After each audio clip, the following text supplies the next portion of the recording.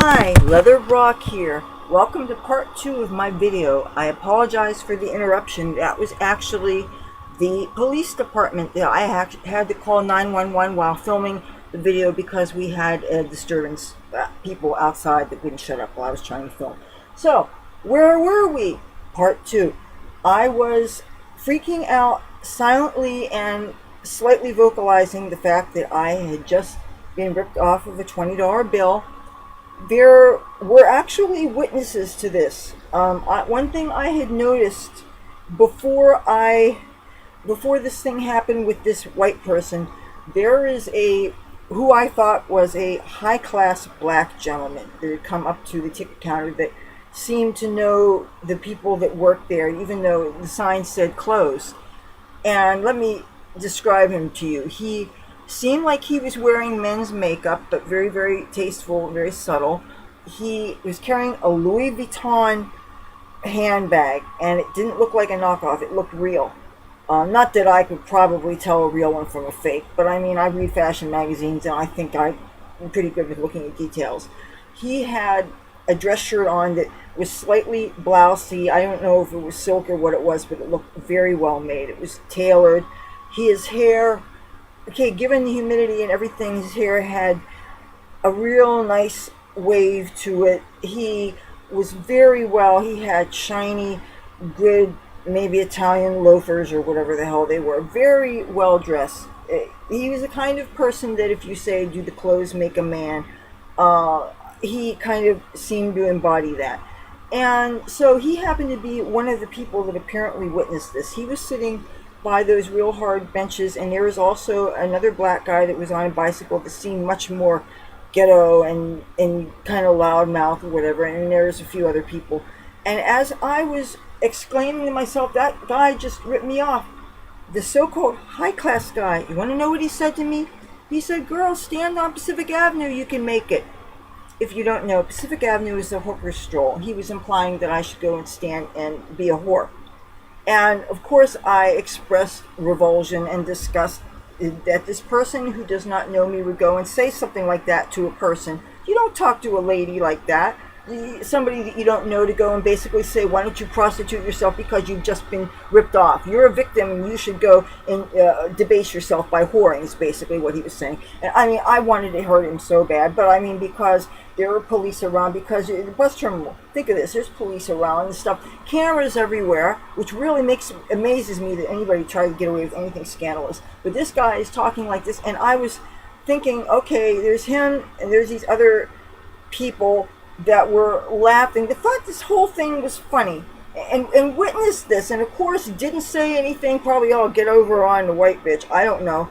When I was saying how disgusting, I said, man, I would rather kill myself than to do something like that. How can you say that? And then I told him, I said, when I saw you at the ticket counter, I was noticing certain things about your aesthetics. I noticed your Louis Vuitton bag. I noticed the tailoring on your clothes. I noticed different things, your rings, your shoes, and everything. And I heard your voice and the way you were talking to whoever you were talking to. I'm thinking, that sounds like a sophisticated man. That sounds like a man of the world. That sounds like somebody who knows how to comport himself. That sounds like somebody who is a cosmopolitan, all these things. I guess in a way maybe I was kind of buttering him up, and he was, of course, didn't deny any of these things. He said, yes, I'm this, I'm that, I'm worldly, I'm sophisticated. And I said, but then when you changed everything by saying what you said to me, and then he tried to backtrack, he said, oh, I've done it. So he's basically admitting to his buddies that he whored out on Pacific Avenue. I thought that was for girls. I didn't know guys whored out. But I know guys, there are man whores. But this was just so bizarre. And then he basically, baby, just chalk it up. And then I thought, hey, why don't I go and talk to the police? Because there are police here and there are closer to TV cameras, right? Excuse me. So I go approach a police officer, and I swear they're getting younger every year. This guy couldn't have been more than 20 years old, maybe. Impossibly tall, blonde, looked like he was a straight-A student and Marine that everybody would be proud to know. And I told him basically what happened, And I said, and then he said, he seemed very hopeful. He said, you know, we have closed circuit TV footage. And he kind of, I thought he implied to me that they were going to take a look at the footage and see what they saw. So I'm thinking, okay, and I would have been happy with that because I really wasn't expecting resolution to this. And I also am realistic to know that police officers, no matter what time of day it is, they have a lot on their plate and they're facing life or death situations. And crazy things can happen at a moment's notice, and I can't imagine that this would be top priority for the police department, okay? Even on a non-Saturday night where you can understand on the weekends it would be much more chaotic. So I'm just about ready to chalk up my losses and go home when I heard another cop that was, I could tell he wanted my attention. And so I stopped what I was doing, and I went right in the room where they it's their office for whatever it is. And so he asked me what happened, and I described exactly what I told you, and down to the genuflecting and the bag and everything. And so he basically said that, how much of a description could you give? And truthfully, the person that did this was so generic looking. The only thing I remember is that he had some facial hair, but it wasn't real bushy like he'd been homeless for months. He, had a nice, attractive manscape or whatever the fuck you call that. But was not somebody that I could pick out in a lineup. It just looked like, I don't even remember, I would be tempted even to say that he was wearing a hoodie, but when it's 90-some degrees, I doubt that very much that would be the case.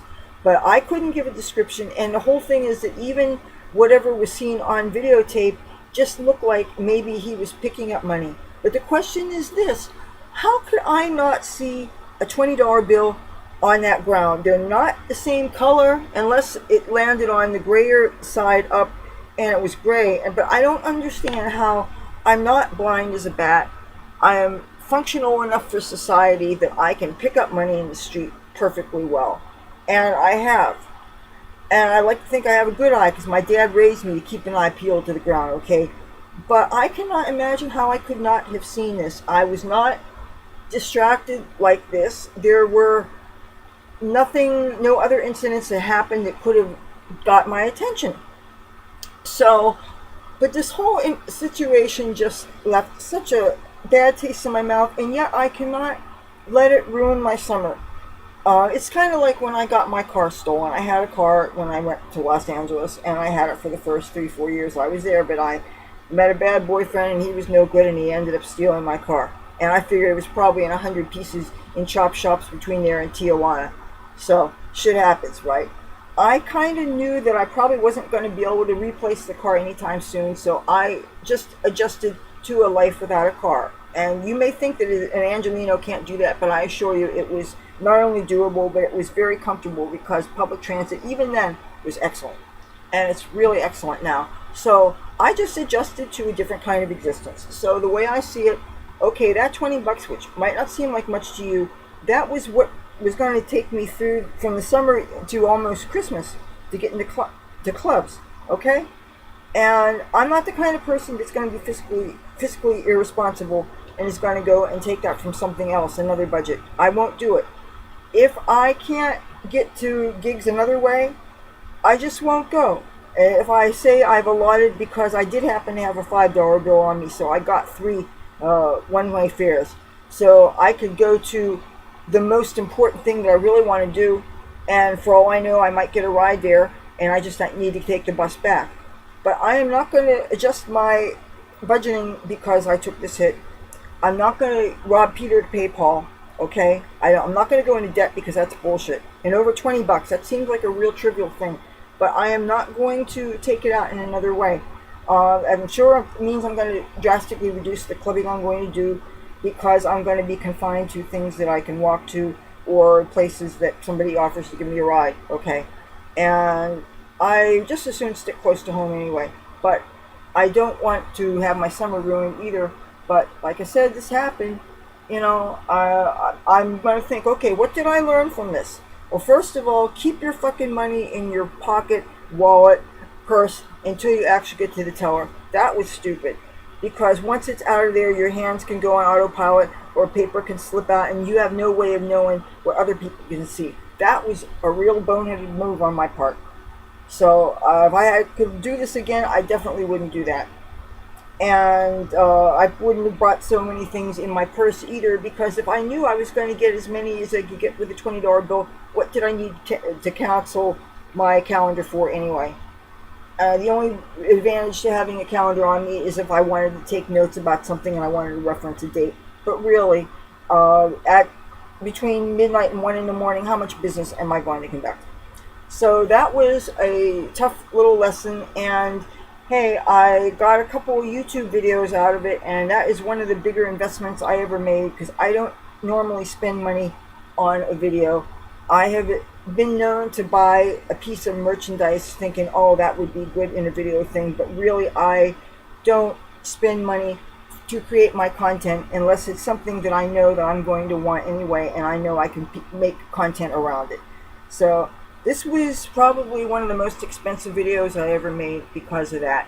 So bottom line, please be careful when you're at any bus station. Anybody's engaging you in conversation, and it's always the normal people, because people with any kind of style and whatever, you're going to notice them. Even that dirtball that tried to recommended I whore. As despicable as a human being as he was, and as much as he exemplifies what my mother said about money can't buy class, aesthetically he did seem like a man about town, but what a douchebag. But if you're ever in a bus station, please don't make a mistake I made. Know where your money is, and be careful when strangers try to talk to you. And if you like this video, give it a thumbs up. If you like me and my content, feel free to subscribe. Hit the bell. You'll know when I make my next content. Hopefully we won't be getting any more interruptions by people like the Atlantic City Police Department or family members. That was really embarrassing, and because of my shitty to no editing skills, that's how you got 2 videos out of this. I would love to have you subscribe and join my family. Till then, talk to you soon. Bye.